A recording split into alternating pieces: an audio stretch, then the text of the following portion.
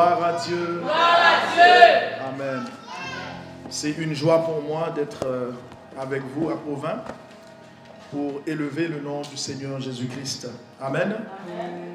Vraiment, je vous salue dans le précieux nom de notre Seigneur et Sauveur Jésus-Christ. Amen. Donc, pour ceux qui ne me connaissent pas, je suis pasteur Saint-Cyr Adli. Donc, je dirige l'église Seb Zoé d'Argenteuil, qui est l'église principale de la mission Seb Zoé. Donc, nous avons 3 églises en France. Il y a Seb Zoé d'Argenteuil, Seb Zoé de Gagny et Seb Zoé de Provins.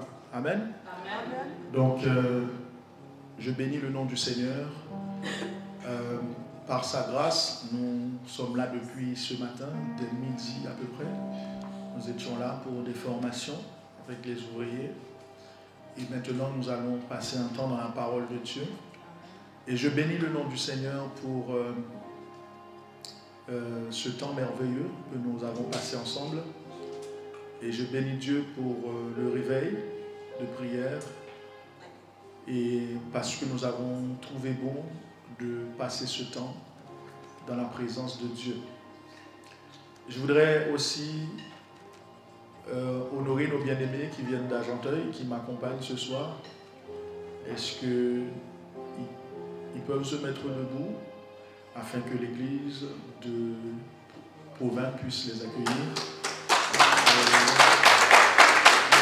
Merci Seigneur. Gloire à Dieu. Merci Jésus. Donc, merci Seigneur pour vos vies. C'est le frère Bradley au piano, le frère Don Mac à la basse, alléluia, le frère Jeff à la batterie et le frère Shidonai qui est responsable média. Donc tout ce que vous voyez sur les réseaux, c'est lui. Acclamez le Seigneur.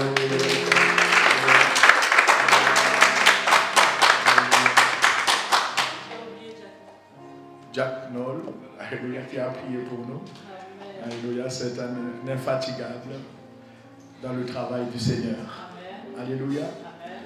Donc je suis très content encore une fois d'être parmi vous et que le Seigneur vous bénisse richement. Amen. Est-ce que vous pouvez me dire c'est quoi le thème du réveil?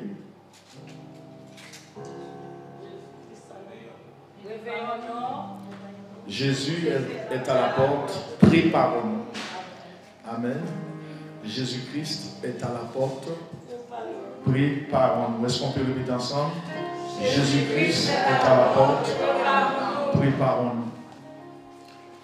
Donc, nous allons faire une lecture de la parole de Dieu dans le livre de Jean, chapitre 14, le verset 1er jusqu'au verset 4. Pour le respect de la parole de Dieu, je vous demande de bien vouloir vous lever dans la présence du Seigneur. Je lis pour vous dans la version Bible Austérale. Que votre cœur ne se trouble point, croyez en Dieu, croyez aussi en moi, dit Jésus. Il y a plusieurs demeures dans la maison de mon Père. Si cela n'était pas, je vous l'aurais dit. Je m'en vais vous préparer une place. Et quand je m'en serai allé et que je vous aurai préparé cette place, je reviendrai et je vous prendrai avec moi, afin que là où je suis, vous y soyez aussi. Et vous savez où je vais et vous en savez le chemin, dit Jésus. Amen. Parole du Seigneur. Amen. Mettez-vous dans la présence de Dieu. Le Seigneur Jésus-Christ, le Fils de Dieu, le Fils unique de Dieu, est venu dans la chair il y a plus de 2000 ans sur la terre. Le Seigneur a parcouru les villes et les villages en Israël. Il a prêché l'évangile. Il a prêché le royaume. Il a guéri les malades. Il a chassé les démons, il a enseigné, il a ressuscité des morts. Son ministère était accompagné de prodiges et de miracles. Le Seigneur a accompli sa mission à la croix. Il a dit sur le bois infâme du calvaire, tout est accompli. Parce qu'il a accompli la mission pour laquelle il est venu sur la terre. Cette mission était de mourir afin de nous sauver. Amen. Amen. Donc le Seigneur a donné sa vie à la croix. Et l'apôtre Paul, dans le livre de Galates, nous a fait savoir que c'était une mort honteuse. C'était une mort humiliante. Car il était écrit, maudit quiconque est pendu au bois. C'était de coutume à l'époque de crucifier les plus grands brigands, les plus gros malfaiteurs du pays. C'était une mort honteuse. C'était une peine capitale. Mais Jésus a choisi cette mort, celle la plus honteuse, afin d'enlever notre honte. Alléluia. Jésus a pris la honte afin d'enlever notre honte. Jésus est mort pour nous donner la vie. Il est écrit que le Fils de l'homme est venu chercher et sauver ceux qui étaient perdus. Amen. Amen. Et parmi ceux qui étaient perdus, il m'a trouvé. Il vous a trouvé. Il nous a trouvés. Alléluia. Amen. Et nous avons trouvé en lui cette vie.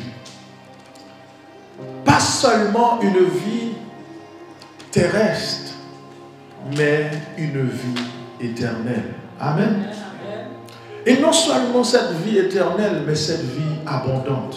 Zoé. Vous savez, Zoé, ici c'est l'église, c'est Zoé, mais Zoé, ce mot grec qui signifie vie abondante. Parce qu'il est écrit dans la parole de Dieu, le voleur ne vient que pour dérober, égorger et détruire. Mais le Fils de l'homme est venu afin que les brebis aient la vie et qu'elles soient dans l'abondance. Amen. Amen. Donc le Seigneur, ce qu'il a prévu pour vous et moi, c'est une vie abondante. C'est-à-dire que par le Seigneur Jésus-Christ, non seulement nous avons la vie éternelle, mais il nous donne le repos. Amen. Amen. Jésus nous donne la paix. Il a dit que votre paix, que je vous donne ma paix. Je ne vous la donne pas comme le monde donne. Jésus est le prince de la paix. Il est le Jéhovah Shalom. Il est le prince de la paix. Jésus est le Jéhovah Jireh, le Dieu pourvoyeur, le Dieu qui prend soin de nous, le Dieu qui fait toujours des provisions pour nous. Amen. Amen. Jésus est le Jéhovah Rapha, le Dieu qui guérit. Alléluia. Est-ce que vous croyez Jésus est le Dieu qui guérit? Amen. Il est le Jéhovah Rapha. Il est le Dieu tout-puissant. Il est Emmanuel, le Dieu qui est avec nous. Bien-aimés, ce Jésus qui est venu sur cette terre nous a fait une promesse. Et cette promesse que nous venons de lire dans Jean chapitre 14, le verset 1 à 4, il a dit, je vais vous préparer une place. Et quand cette place sera prête, je reviendrai et je vous prendrai avec moi. Vous savez comment on appelle cela dans la parole de Dieu? La bienheureuse espérance. Alléluia. Amen. Les apôtres ont appelé ça la bienheureuse espérance. Dans Tite, chapitre 2, le verset 13, il est écrit, en attendant la bienheureuse espérance et la manifestation de la gloire du grand Dieu et de notre Sauveur Jésus-Christ. Dans 1 Corinthiens, chapitre 15, le verset 50 à 52, il est écrit, ce que je dis, frère, c'est que la chair et le sang ne peuvent hériter le royaume de Dieu. et que la corruption n'hérite pas l'incorruptibilité. Voici, je vous dis un mystère. Nous ne mourrons pas tous, mais tous nous serons changés en un instant, en un clin d'œil, à la dernière trompette. La trompette sonnera. Les morts en Christ ressusciteront incorruptibles et nous, les vivants, nous serons changés. Bien-aimés, voici notre espérance. Voici la promesse de Dieu. L'apôtre Paul l'a affirmé encore ici dans 1 Thessaloniciens chapitre 4, le verset 13 à 17. Il est écrit: Or, mes frères, je ne veux pas que vous soyez dans l'ignorance sur ce qui concerne la mort, afin que vous ne soyez affligés comme font les autres qui n'ont point d'espérance. Est-ce que vous et moi, nous avons une espérance? Apôtre Paul dit, nous ne devons pas être affligés comme ceux qui n'ont point d'espérance. Nous ne pouvons pas être affligés malgré les soucis de la vie, malgré les problèmes, malgré les difficultés. Nous avons la joie en Jésus-Christ parce que nous avons une espérance. Et c'est pour cette raison qu'il a dit que votre cœur ne se trouble point. Nous ne pouvons pas vivre comme ceux qui n'ont point d'espérance. Il a dit, car si nous croyons que Jésus est mort et qu'il est ressuscité, nous devons croire aussi que Dieu ramènera par Jésus-Christ ceux qui sont morts, afin qu'ils soient avec lui. Car nous vous déclarons ceci par la parole du Seigneur, c'est que nous qui vivons et qui restons sur la terre, à la venue du Seigneur, nous ne dévancerons point ceux qui sont morts. Car le Seigneur lui-même descendra du ciel dès qu'il aura donné le signal par la voix d'un archange et par la trompette de Dieu. Et ceux qui seront morts en Christ ressusciteront premièrement. Ensuite, nous qui vivrons et qui serons restés sur la terre, nous serons enlevés tous ensemble avec eux dans les nuées, au-devant du Seigneur, dans les airs. Et ainsi nous serons toujours avec le Seigneur. Bien-aimés, par ces paroles, la Bible nous fait comprendre que Jésus revient.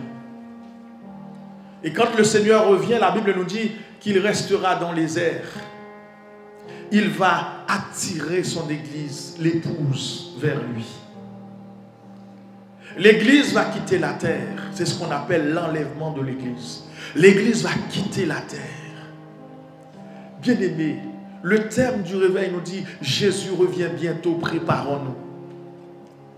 Vous savez, dans Matthieu chapitre 24, le verset 1 à 4, Jésus disait à ses disciples, oui, observez le temple, observez cette architecture, observez ce beau et grand bâtiment, en parlant du temple de Jérusalem. Il a dit, bientôt, il ne restera pas pierre sur pierre qui ne soit renversée. Les disciples ont entendu cette parole. Plus tard sur la montagne, les disciples ont interpellé Jésus en disant, Maître, peux-tu nous dire quand cela arrivera et quand sera la fin du monde? Le Seigneur leur a donné des signes. Il y a plus de 2000 ans, il n'y avait pas de guerre entre les nations. Il n'y avait pas de famine dans les nations. Il n'y avait pas de bruits de guerre dans les nations. Il n'y avait pas de tremblement de terre dans les nations. Mais Jésus a dit dans Matthieu chapitre 24, voici quelques signes pour savoir quand sera la fin. C'est quand vous entendrez parler de guerre. Bien-aimés, la guerre est tellement installée dans le monde que nous ne faisons même plus attention qu'il y a la guerre. Il y a tellement la guerre à gauche, à droite. Nous nous sommes habitués à la guerre. Mais c'est pour vous dire, nous ne devons pas oublier que le Seigneur vient bientôt. Il a dit, quand il y aura des tremblements de terre, sachez que le Fils de l'homme est à la porte. À travers tous ces signes bien-aimés, nous devons nous rappeler que Jésus n'est pas loin. Mais maintenant, ok, j'ai entendu, pasteur, Jésus n'est pas loin. Mais que dois-je faire? Eh bien, nous devons nous préparer. Nous préparer comment? Pour ceux qui n'ont pas encore accepté Jésus-Christ comme Sauveur et Seigneur, vous devez le faire. Vous devez accepter Jésus-Christ comme votre Seigneur et comme votre Sauveur. Qu'est-ce que cela signifie? Accepter Jésus comme Sauveur. Accepter Jésus comme Sauveur, c'est accepter que sans lui, vous ne pouvez pas avoir la vie éternelle. Parce qu'il a dit, je suis le chemin, je suis la vérité, je suis la vie. Nul ne vient au Père que par moi. Il est écrit dans Romains chapitre 6, le verset 23. Il dit, car le salaire du péché, c'est la mort. Mais le don gratuit de Dieu, c'est la vie éternelle. Il est écrit dans Jean 3, le verset 16. Car Dieu a tant aimé le monde, il a donné son Fils unique, afin que quiconque croit en lui ne périsse point, mais qu'il ait la vie éternelle. Bien-aimé, sans Jésus, mon ciel est voilé. Sans Jésus, tout pour moi semble dur. Sans Jésus, tout perd sa beauté. Le jour le plus clair semble obscur. Sans Jésus, nous ne pouvons rien faire. Il l'a dit, je suis le vrai cep. Vous êtes le sabbat, mon Père est le vigneron. Sans moi, vous ne pouvez rien faire. Nous devons comprendre que la vie est en lui. Il est écrit dans Actes des Apôtres, chapitre 4, le verset 12. Il n'y a sous le ciel, sur la terre, aucun nom qui ait été donné parmi les hommes par lequel nous devrions être sauvés, sinon le nom de Jésus. La première chose à faire, il faut se tourner vers lui, de l'accepter comme sauveur. Bien-aimé, le peuple d'Israël était dans le désert. Ils ont murmuré contre Dieu. Et c'est pour cette raison que Dieu n'aime pas les murmures dans l'église. Dieu n'aime pas quand nous murmurons. Le peuple est en train de murmurer contre Dieu et contre Moïse. Vous savez pourquoi le peuple murmurait, bien-aimé? À un moment, le peuple a murmuré parce qu'ils n'avaient rien à manger. Ils ont dit à Moïse, pourquoi tu ne nous as pas laissés mourir en Égypte? Au moins, nous aurions trouvé des tombes pour nous enterrer. Le peuple a oublié les 10 plaies. Le peuple a oublié la traversée de la mer Rouge d'une manière spectaculaire. Combien de fois nous oublions ce que Dieu a fait? Combien de fois nous oublions tout ce qu'il a déjà fait pour nous? Combien de fois nous nous plaignons alors que le Seigneur a déjà fait des miracles et des prodiges? L'homme a tendance à oublier. Dieu a donné la manne. Le peuple a dit, j'en ai marre, je ne peux plus manger cette nourriture, je veux de la viande. Dieu a donné de la viande en abondance. Maintenant le peuple va murmurer, je mange trop de viande. Trop de viande. Bien-aimé, trop de viande. Le Seigneur va se mettre en colère. Le Seigneur a relâché, a permis qu'un serpent brûlant pique le peuple. Et le peuple commence à mourir. Bien-aimés, si vous n'arrêtez pas de vous murmurer, vous pouvez mourir. Notre Dieu est un Dieu d'amour, mais il est aussi un feu dévorant. N'abusez pas de la grâce de Dieu. Le Seigneur a permis qu'un serpent brûlant commence à piquer le peuple dans le désert. Et le peuple va dire à Moïse, s'il te plaît Moïse, prie pour nous. Alors que le peuple critiquait Moïse. Maintenant le peuple va dire à Moïse, prie pour nous. Disons Alléluia. Alléluia. Moïse a prié Dieu. Moïse a dit, Seigneur, aie pitié de ce peuple. Dieu, dans sa miséricorde, va dire à Moïse, tu vas construire un serpent en airain. Et tu vas placer ce serpent sur un poteau. Quand le serpent va les piquer, Regarde, ce serpent aura la vie. Bien-aimé, dans Jean 3, le verset 15, l'apôtre Jean va reprendre cette histoire. Il va dire comme Moïse éleva le serpent dans le désert. Il faut de même que le Fils de l'homme soit élevé. Alléluia. C'est-à-dire que, bien-aimé, la vie est en Jésus et en lui seul. Quand tu es désespéré, regarde à Jésus.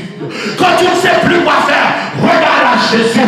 Quand tu es dans le désespoir, regarde à Jésus. Quand tu es attaqué de tout part, regarde à Jésus. Quand tu ne sais plus quoi faire, regarde à Jésus. Quand tu ne sais plus où donner la tête, regarde à Jésus.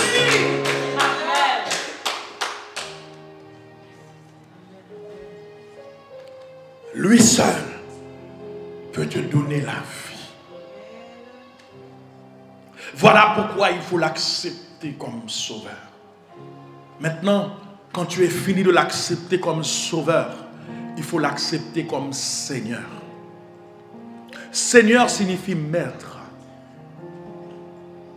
C'est-à-dire que si tu acceptes le salut offert par Jésus-Christ, tu l'as accepté comme sauveur.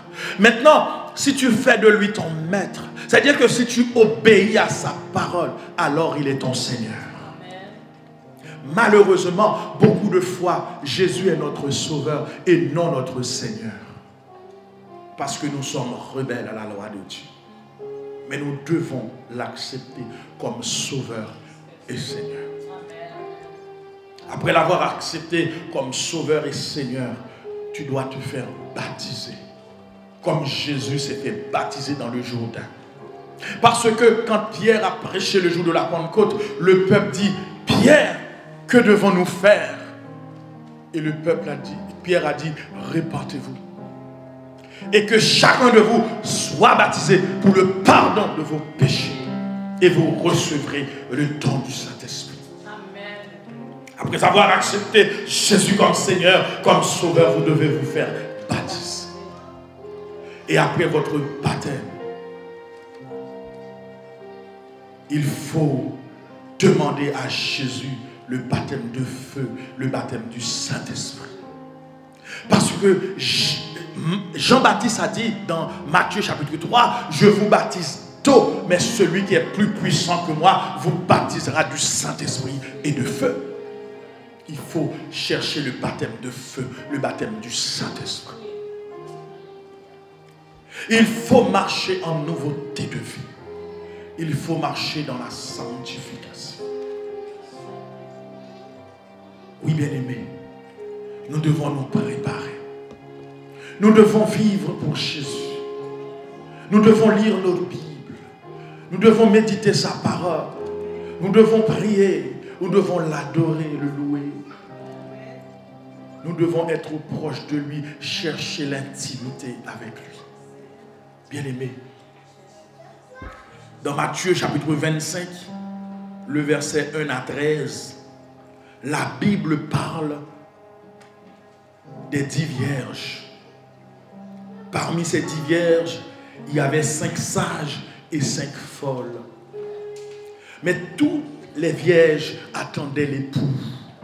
Mais seuls les 5 sages avaient rencontré l'époux. Parce qu'elles avaient de l'huile, assez d'huile dans leur lampe. La question que nous devons nous poser ce soir, est-ce que nous avons assez d'huile? L'huile, c'est le Saint-Esprit. L'huile, c'est la présence de Dieu. L'huile, c'est la consécration avec Jésus-Christ. Mon auteur qui chantait qui dit, Piga ou gaspiller temps. Vive jodia pour dernier jour. Bien-aimé, si vous avez dit aujourd'hui à ces derniers jours à vivre, ou était 11 jours pour vivre, qui sont à faire? Par contre, pour mais moi-même, ça m'a fait. D'après les toutes familles, toutes proches, moi, je me dis au revoir. Qu'est-ce que fait? Après, je suis dans la présence de mon Dieu. Dans la prière, dans l'adoration. Jusqu'à ce que mette la prendre Eh bien, l'auteur a dit vivre chaque jour comme si c'était le dernier jour. Ça veut dire que nous avons besoin pour nous en paix avec tout le monde. Nous songeons, les coronavirus là te fait rentrer, tu as un bien-aimé qui a fait test. Il est positif, il a un coronavirus. Il relève tout le monde, il dit si tu as un petit problème avec moi, pardon. Parce qu'il pensait qu'il devait mourir. On n'a pas besoin de temps nous pour mourir pour faire ça. On a fait ça à soi même. Oui. On a fait ça à soi. Tu peux te réconcilier avec celui ou celle que tu as un problème. Tu peux l'appeler et lui dire le petit problème que nous avions terminé. Je te pardonne. Puisque le Seigneur nous dit dans le Notre Père, il dit pardonnons-nous nos offenses, comme nous aussi, nous pardonnons à ceux qui nous ont offensés. Ou dit bon Dieu, pardonnez-moi, même moi-même, pardonnez moi qui fait quelque chose. Si vous avez besoin, bon Dieu, pardonnez-moi. Ou besoin de pardonner le monde qui fait mal. Alléluia. Moi, je finis là parce que je connais nous là depuis le matin.